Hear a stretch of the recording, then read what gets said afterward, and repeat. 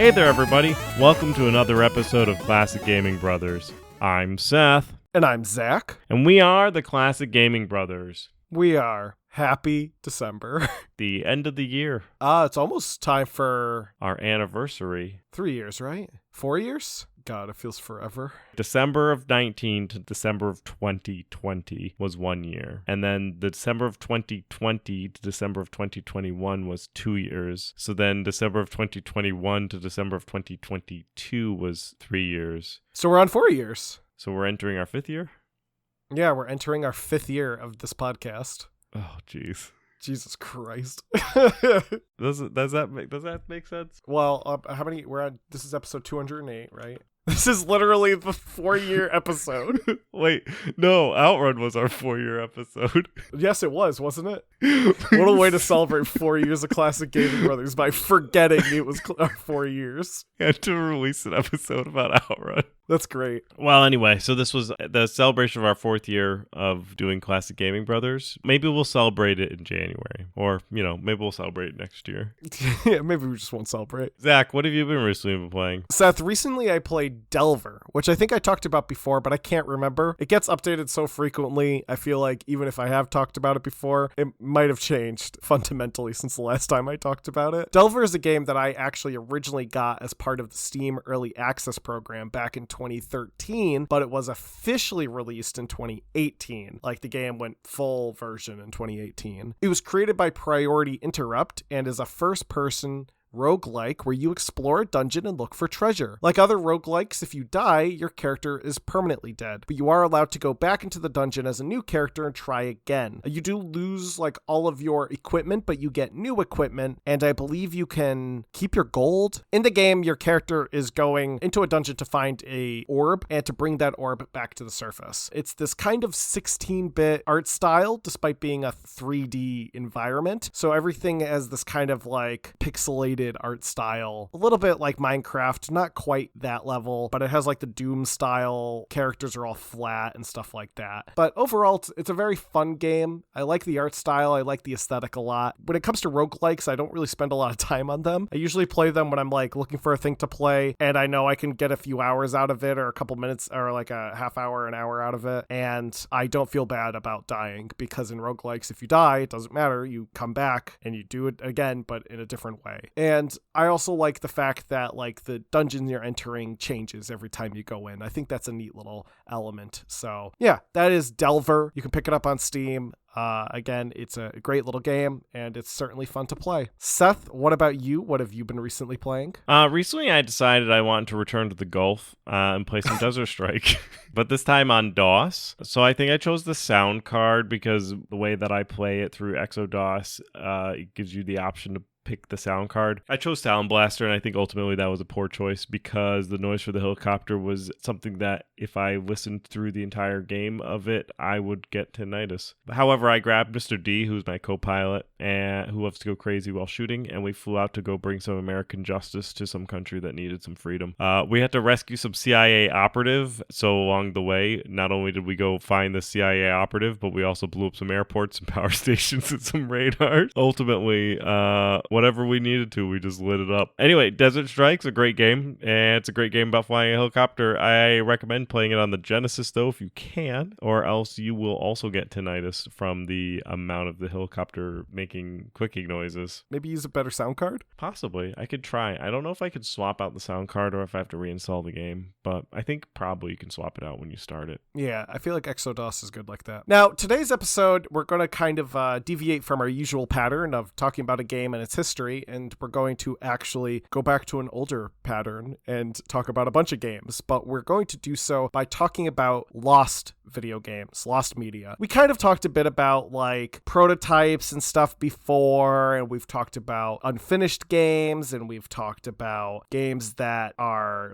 myths and stuff when we did our horror episode where we talked about creepypastas. But this is a little different. We're talking about games that exist either in no form or exist in very little form. Despite many people's best attempts, in reality, media in all forms does in fact go lost. This can be due to things like the source material being destroyed, or because the only way to access that media is no longer available. So for example, PT, the game that was originally released on the PS4. It was a demo for an upcoming Silent Hill game that got canceled, was delisted, and the only way to play PT now is by buying a PS4 with a copy of PT already installed on it. You cannot get it any other way. PT is arguably not lost media, as it is still technically available in some form, but it is virtually lost media in the sense that you can't just go to the game store and pick it up or download it whenever you wanted. Another example, though, would be 1927's London After Midnight. It was a film that was released, and currently no copy of it exists because there was an archive fire in 1965 in the MGM archives, and it burned a ton of film, including the last known copy of London After Midnight. Other times, though, lost media may exist in someone's private collection, and the release of it might be subject to rights issues, or there could be special agreements involved. So, for example, a lot of 1960s Doctor Who is lost, though some of it has been recovered and exists in private collection, and there are notably a couple episodes that are reportedly in a private collection, and the owner of this collection has been in talks with BBC, but BBC is being weird about it, so he hasn't officially released these items. And sometimes media, which some people assume will never be found, does actually get found. So we're going to talk about a bit of everything.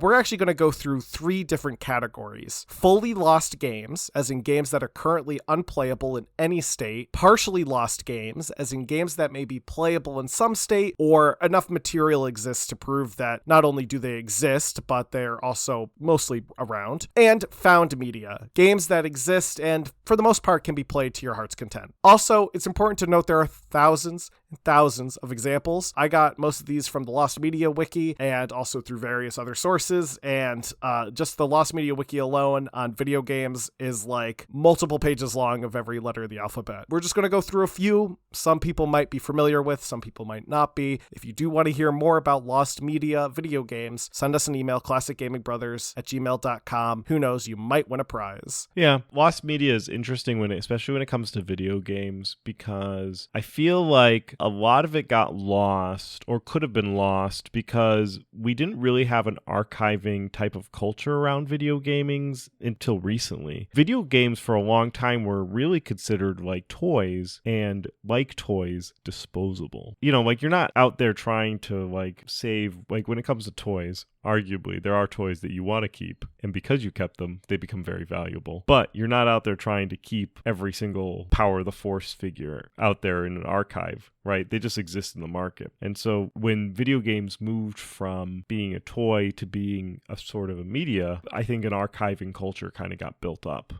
And that's where now we are where we are. There's games that may be lost forever because everyone threw it out. And it's largely in thanks to websites like the Cutting Room Floor, the Hidden Palace Zone, and organizations like the Video Game History Foundation, which have done a lot of work in preserving these games and preserving games in general. I mean, some of the games that we'll talk about when we talk about found media were found by websites like the Cutting Room Floor or Hidden Palace Zone. So we really have them to thank for those even being in some form of existence. To start us off, we're going to talk about some fully lost games. And what better way to start it off than with our boy Sonic? One of the earliest games to feature Sonic was actually a 1990 Tokyo Toy Show prototype. During the Tokyo Toy Show in 1990, Sega reportedly had a playable demo that featured Sonic being able to run back and forth in a version of Green Hill Zone. The demo is notable by having some differences that we can see from screenshots that exist from the time. These differences include Sonic's sprite being drawn a little differently. Enemies don't appear to be robots in the demo. Green Hill Zone is set at night,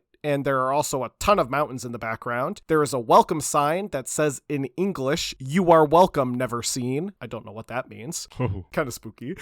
And at the end of the demo, at least it seems to be implied to be at the end of the demo, there is large Japanese text that reads, "Debut approaching." So it really is just a demo to show off the game. Yuji Naka, who was one of the creators of Sonic, stated that the demo did exist as a ROM and was playable, and he actually planned to include include it on the GameCube version of the Sonic Mega Collection, but Sega lost the ROM and thus was unable to include it. So it's widely believed that the ROM may be, in fact, permanently lost, but who knows? When it comes to lost video games, especially the Sonic games, a lot of times people will just kind of come out of the woodwork and be like, oh, I have a cartridge that I got when I was working at this magazine, and it has like a lost demo on it of a Sonic game. And that's how a different prototype for Sonic 1 was found. That's how some Sonic 2 prototypes have been found. Was there a demo for Nick Arcade too? Was that? That was from a like copy of the Nick Arcade demo that was with someone that was associated with the show. There was a copy that was stolen of the Sonic 2 beta that was released as a pirated copy, and that's how we have that. So there are ways that these things get out there. The Tokyo Toy Show version is a little differently. What it seems to imply is there may have been only one version, but who knows?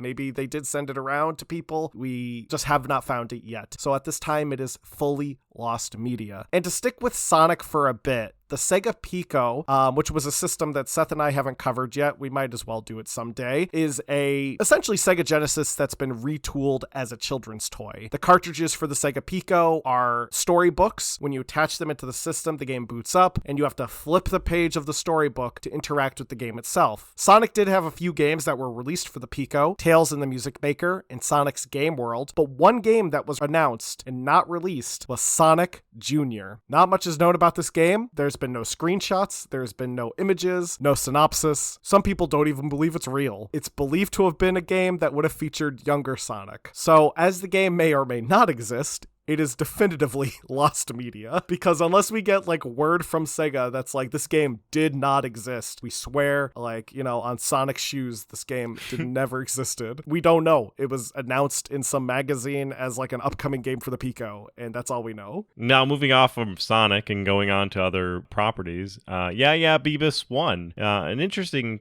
case is the game may not actually be lost, but rather just a poor translation. Basically, the story behind Beavis 1 is that in a June 1989 listing for the video game service Play It Again, a game appears just below WrestleMania and just above Xenophobe. This game is Beavis 1. I believe it was just called Beavis. No, it has the Roman numeral 1 next to it. Oh, that's fun. The game has a projected price point of $33.95, and the listing remained until January 1990. Since then, there have been numerous theories on what this game was. One theory is that it was a copyright trap. Now, copyright traps are intentional mistakes or fictional elements added to things like maps or other resources that are intended to mess up with what would be copyright cats. This happens everywhere, including video games and maps.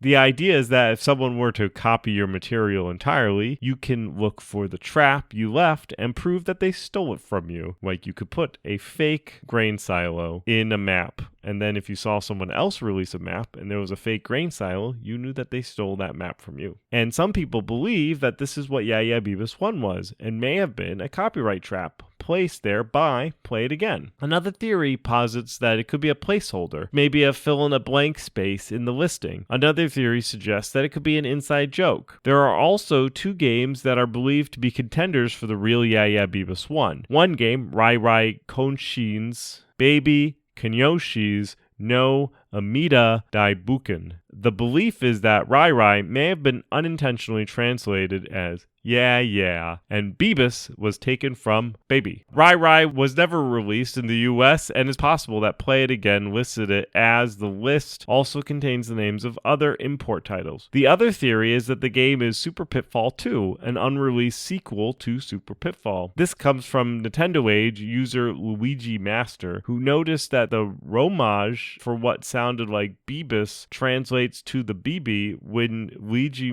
Master looked it up, the BB redirected him to Bebe, a surname of an American explorer, and he believes that the Roman numeral 1 may have been a typo. That's a reach. That's a reach. I didn't even understand what the reach was. Well, so basically the romaji, which is like the Japanese text. Yes, yeah. He was trying to find what the romaji for what the sound of Beavis would be. Beavis isn't a word anywhere. So he was trying to look up like Bebebis or something like that. And he found something and he put it into Google Translate and it said like the Bibe or something. And then when he went to the dictionary and looked up the Bibe, it said, "Do you mean Bebe?" And that was a surname of an American explorer. So his theory is that it was a reference, the American Explorer, to Super Pitfall 2. That's not the case. In 2021, a user of the Lost Media Wiki was able to contact one of the founders of Play It Again, who did state that Play It Again did in fact employ copyright traps in their listings. However, they didn't clarify whether Yeah Yeah Beavis was one of them.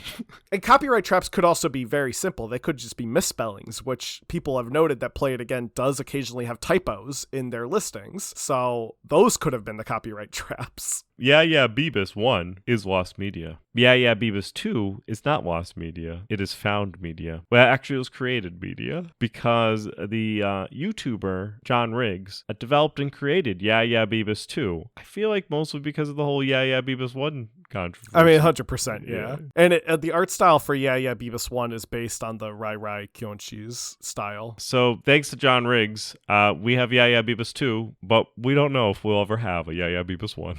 Jumping back a few years to the Atari 2600, as we discussed, it's packed with games, some good and some bad, and one of those games that may have hit the market was a 1983 game called The Incredible Hulk, based on, in fact, the comic series, The Incredible Hulk, and it was developed by Parker Brothers. The game was advertised in a few magazines, and it was included in a listing next to the game Spider-Man, which was released by Parker Brothers for the 2600. However, it was canceled because 1983 was, of course, the video game crash, and a lot of people had to cancel projects. A few screenshots of the game did exist, and some promotional material, box art, and an ad was placed in a few catalogs, but for why I thought this was interesting was that in 2014, an Atari Age user named Air Games reported that he had purchased a copy of the game from a collector and that he would dump it when he received it. Then it turned out he was scammed. Well, if you find an Incredible Hulk out there for an Atari 2600, you may be in for a lot of moolah. The next game was Dragon King, the fighting game. We also need to talk about Super Smash Bros. At some point in time, and when we do, we'll talk about Dragon King, the fighting game again. Dragon King, the fighting game was a fighting game that was being developed for the N64. The game was being developed by HAL Laboratory, specifically under the guidance of Satoru Iwata and Masahiro Sakurai. It would have featured 4 players simultaneously on the screen and a percentage system that would determine how the player reacts to being hit by another player, like another game that's on the N64. In the only existing footage of the game, the players appear to be human stick figures, and behind them is Mount Fuji, and the percentage meters are using a very unfinished looking font. During the development, it was decided that they would retool the game to feature Nintendo characters, and thus Super Smash Bros. Was born. As the original game was no longer needed, it was scrapped and thus has been lost. It's believed that the moveset and design of the figures were reincorporated into Captain Falcon for the final game. So Captain Falcon, the guy who drives in F-Zero, would get the move stick of a stick figure, which is great. Arguably, he doesn't have a move set.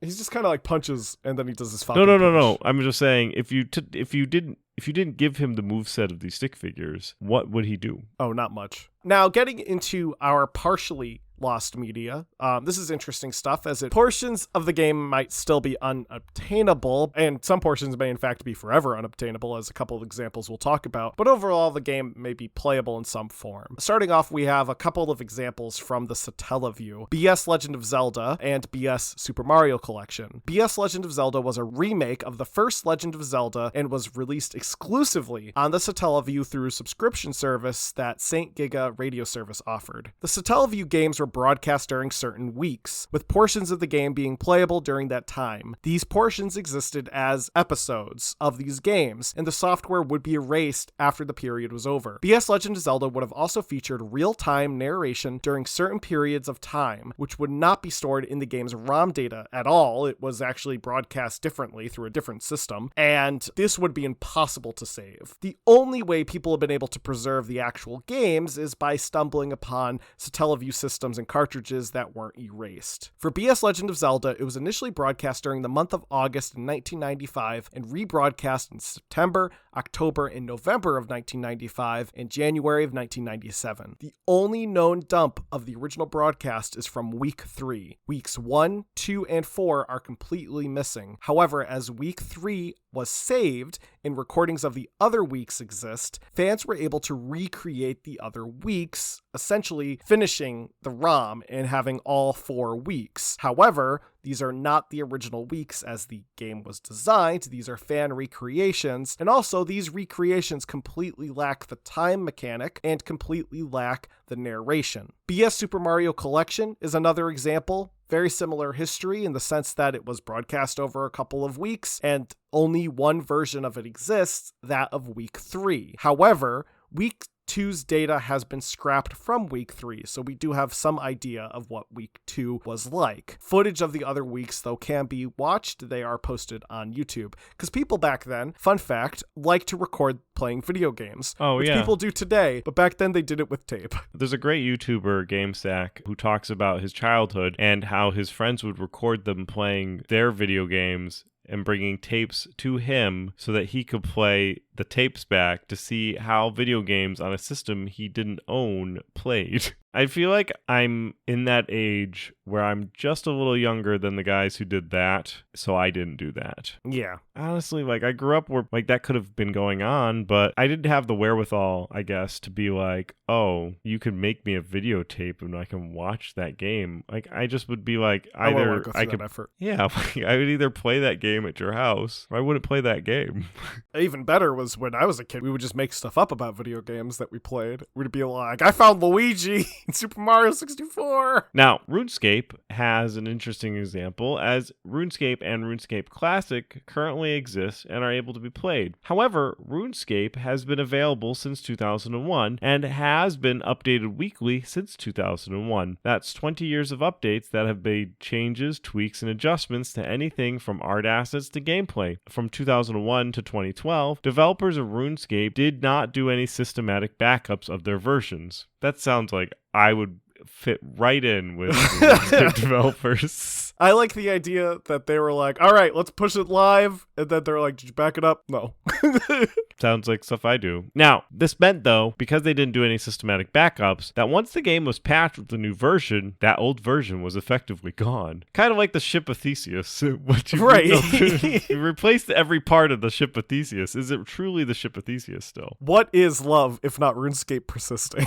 That's right. Now, however, from 2001 to 2003, RuneScape would cache data to your local computer. Because of this, there is surviving data from those periods people have found on their hard drives. So RuneScape stopped this process after 2003 and cached files differently, making 2003 RuneScape through 2005 RuneScape completely lost, with some exceptions such as a few dates through 2004. The Lost Media Wiki actually has a log of the update dates and whether or not they've been found or if they are lost. Is it longer than, isn't RuneScape still existing today? Oh yeah. You can still play it today. And there's 2 versions of RuneScape. There's RuneScape HD and RuneScape Classic, which is technically, RuneScape Classic is technically RuneScape 2 because the major updates they made back in the early 2000s were so big. RuneScape is a wild game. That's also one we should probably talk about at some point. The last partially found game that we're going to talk about is Akira. Akira is considered probably one of the best animated films. It's the 1988 cyberpunk classic, which was actually brought into the world of video games in a Famicom game that was released the same year that the movie came out. However, another game was in development for the Sega Genesis, Super Nintendo, Atari Jaguar, and Sega CD. This version did not get released and was in fact canceled. Reportedly, one of the developers of the SNES version of the game had stated that THQ had made some incredibly impossible demands that they wanted to have incorporated into the final project, which caused the lead programmer of the game to leave. Jim Gregory, a developer on the project, stated that the SNES version was never physically produced. ROMs were sent via modem to THQ for them to assess and review. THQ Mastering Labs tech Ryan Arnold believes that the ROM was likely given to the license holders at the end of production. So they worked on the game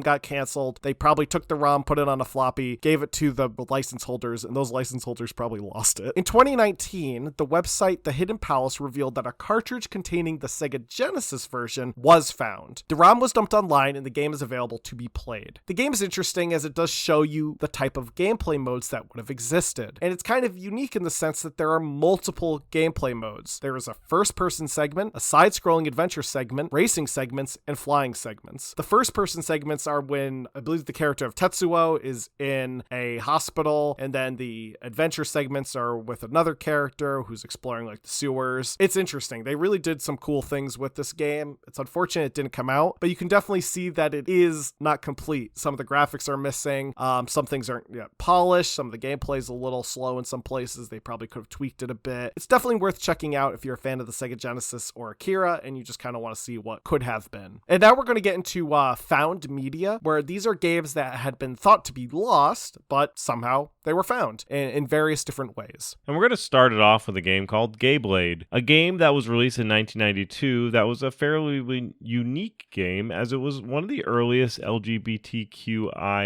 themed games. You play as a member of that community and fight homophobic and transphobic people to save Empress Nelda. The final boss of the game is Pat Buchanan. This is fascinating because this is a game that was released in the 90s, where this community was not really well received. The game was developed by Ryan Best, who reported that when he released it, he was constantly bombarded with phone calls asking him for interviews. Best had believed that he had lost all copies of the game when he had moved from Hawaii to San Francisco. He had been looking for copies of the game online, but was not coming up with any sources. In 2019, during the development of the documentary series High Score, the production team of the documentary enlisted the help of the LGBTQ Video Game Archive to seek out any footage or copy of that game. During post-production, the team learned that a copy had been shown during the closing events of Rainbow Arcade, which is an exhibit at the Schwolz Museum in Berlin. Best had also found a copy before the Rainbow Arcade fully closed and got to working archiving it. The game is now available on the Internet Archive and can be downloaded and played. Now, one of the reasons it was thought to be fully lost, you might be thinking, well, if people played it, wouldn't they have copies? The game was exclusively distributed via BBSs, so there were no physical copies of the game to be distributed.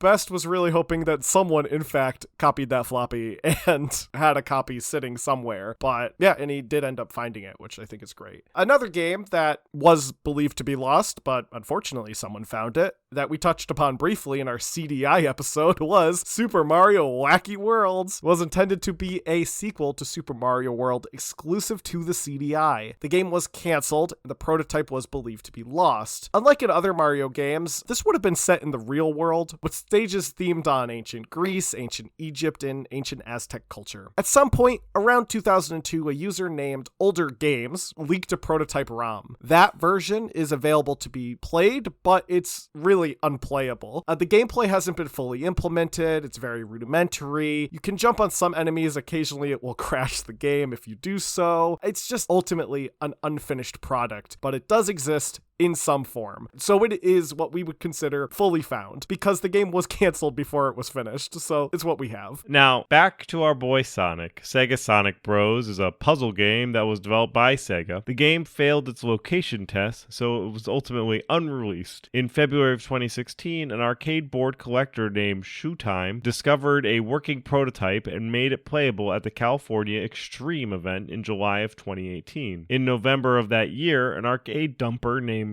the Guru was able to get a hold of the game, and despite being threatened by members of the community, he released the game in December. He also released a driver to recompile MAME to allow support of the game. The game is a puzzle game where you have square pieces that have tiny multicolored Sonics in them. When you match certain colors in a certain way, you'll be able to clear them from the board and gain points. The ROM was also ported from the Sega System C2, the arcade board, to the Genesis, so you can play Sonic Bros. On the Sega. In fact, if you have an EverDrive, you could take the Genesis ROM that was ported and put it on that and play it on the original hardware. Yeah, which I've done. It's a pretty fun little port, and it's a pretty fun little game. But it wasn't fun enough to get released. Yeah, no, it failed its location test, and they only apparently location tested it in one place, so maybe Sega just didn't care that much. They tested it in Knuckles World. Yeah, exactly. Now, we're actually going to talk about two last games. They're kind of together, as the person that found them was the same person and found the games around the same time. This is Mean Girls for the Nintendo DS and Clueless for the Nintendo DS, both of which are movie tie-in games based on movies of the same name. They're kind of an interesting example of found media, as one of the ROMs, the Clueless ROM, is available to be downloaded. The Mean Girls ROM, it exists. It is not available to be downloaded. So a YouTuber named Raymona put out these documentaries where she went through the process of how she uncovered these games. They're games that she'd always wanted to play and games that she was interested in playing and learning more about, and she did the research and reaching out to the employees of the company and various other people connected to these games. She was able to actually come into possession of ROMs for both of the games. The ROM for the Clueless DS game was put online, it was archived, but the reason that the ROM for the Mean Girls game remains unreleased is due to an agreement between the YouTuber and the person who provided her the ROM. Basically, the person said, I will give you this ROM so that you can play it and that you can stream it if you want, but the sole rule is that you cannot release it because this person feared potential legal backlash. She did share some gameplay footage of the ROM and even played up to a sequence in the ROM for Mean Girls that caused the game to crash, though she was able to have a programmer work on the game a bit and patch out this error. Raymona was also able to uncover a couple other pieces of lost media. She's really been a major factor in some recent finds. She found the pilot for the lost American version of the TV show Sailor Moon, which would have had a similar vibe to it as Power Rangers in that certain segments would have featured the characters in live action as Americans just doing their thing, and certain segments would have been animated. She also found the lost American adaptation of the anime Saint Seiya, which went by some like Guardians of the Cosmos or something. So those are some pieces of lost media, some found media, some partially found media. Those exist out there and may not exist in the case of Yeah Yeah Beavis 1. If this is a topic that you're interested about, certainly let us know and we could dive even deeper and talk about some even more obscure titles that are lost. Let me tell you, a lot of Flash games are missing. There is like an article on every Flash game that is not able to be played anymore, and it is depressing. Now, to get into our retro rewind, Seth had me play a game which is not lost, Spy Hunter for MS-DOS. Spy Hunter was released for the arcade in 1983 and on the NES in 1987. It was subsequently ported to various other systems at the time. Again, I played the DOS version. It's a vehicular combat game where you drive down a street in a car going pretty fast and you shoot other cars. In the NES game, which I also played, you go very fast. In the DOS game, you go very slow. That's why I wanted you to play it. This may have because I set it to novice mode, though I think the game is also just very slow. Also, another problem I had with the game is that the key bindings did not make sense to me. I couldn't find how to go forward. The card was automatically going forward, but I couldn't find how to speed up. To turn left, I think I pressed J. To turn right, I think I pressed L or the colon. And then to fire, I pressed the number 1. I was very confused, and I couldn't find a way to rebind to them because back then you didn't do that. And I didn't quite enjoy the DOS version. I do enjoy the NES version. Ultimately, I think Spy Hunter for DOS does not hold up. For other systems, I think it does hold up. Next week, Seth, I want you to play Sim Earth. Okay. Zach had me play Star Tropics for the NES, where you play as Mike Jones, who's an ace pitcher. However, you would expect him to use some sort of baseball in the game? No. He uses a yo-yo to fight enemies because that makes sense. But don't worry, things make more sense because you have to find your Uncle Steve, who's gone missing because he was kidnapped by aliens. You have to explore this island and go through dungeons. It's kind of like if Legends of Zelda starred an ace pitcher who used a yo-yo to fight enemies and was a little more linear and was not as open world. So you have to kill all these different monsters and explore these dungeons. After about stage 3 or 4, it starts to get to be a little bit more difficult. However, unlike Zelda 2, it auto-saves at the beginning of the dungeons. So if you die, you go to the beginning of the dungeon instead of the beginning of the game, which makes me so much happier. It's a unique, tough 8-bit adventure game that I would recommend it if you like Zelda-style games and you want to play Zelda just a little weird. Next week, Zach, you can play Mario is Missing for the Super Nintendo to be themed with our Lost episode or lost episodes. That's the puzzle episode. Our lost video games. That's fun. I like that. Now remember, Classic Gaming Brothers has a lost media. We have 2. We do. What was the other one about? I don't remember. It wasn't that important. Well, puzzle games wasn't that important, but it certainly lives in my memories as lost. So anyway, folks, thanks for listening. If you want to listen more, you can find us wherever you listen to your podcasts. We're available on all of the different applications. You can also write to us if you want to try to recover a Classic Gaming Brothers lost episode or have some lost media you wish to send us, preferably not spam or viruses. You can send us an email at classicgamingbrothers@gmail.com. gmail.com. Finally, you can follow us on all of our social medias on Facebook, Instagram, and Twitch. We're at Classic Gaming Brothers, and Twitter, we're CG Brothers Pod, and also on Blue Sky as CG Brothers Pod as well. And I think that's everything. Zach, am I missing something? Don't play games like my brother. And don't play games like my brother. I've been Zach. I've been Seth. And we have been the Classic Gaming Brothers. That's right. Yeah, that's right.